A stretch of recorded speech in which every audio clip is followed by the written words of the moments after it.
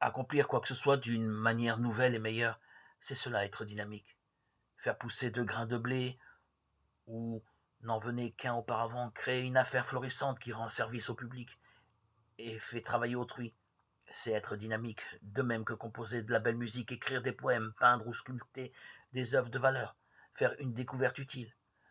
Celui qui opère des guérisons ou dont l'enseignement est efficace et dynamique lui aussi. Tous ceux qui de la sorte ont fait preuve de dynamisme ont dans un certain sens laissé le monde un peu différent de ce qui était avant. Washington a changé le cours de l'histoire. Or, nous pouvons transformer la vie d'un autre simplement par notre exemple, ou en le guérissant, ou en lui enseignant la vérité, lui communiquer la parole. Ce qui importe seulement, c'est que le changement effectué comporte une amélioration. Certaines personnes sont assez ridicules pour se contenter d'être considérées comme dynamiques. Il leur suffit de le paraître et d'employer leur énergie à créer des apparences. Elles font les importantes et parlent beaucoup, quoique d'une manière assez vague forcément, des choses extraordinaires qu'elles font ou ont faites au loin, naguère.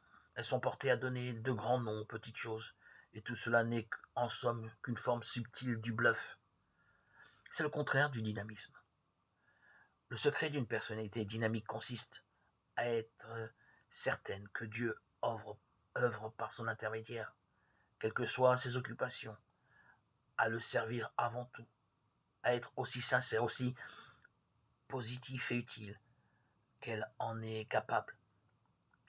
Si nous voulons bien appliquer cette méthode, ne fût-ce que pendant peu de temps, nous serons surpris des résultats remarquables que nous obtiendrons, et nous nous apercevrons en outre que nous sommes en train de devenir une personne fort dynamique. Rendre service réellement, c'est vivre vraiment. C'est à leurs fruits que vous les reconnaîtrez. Matthieu 7, 20.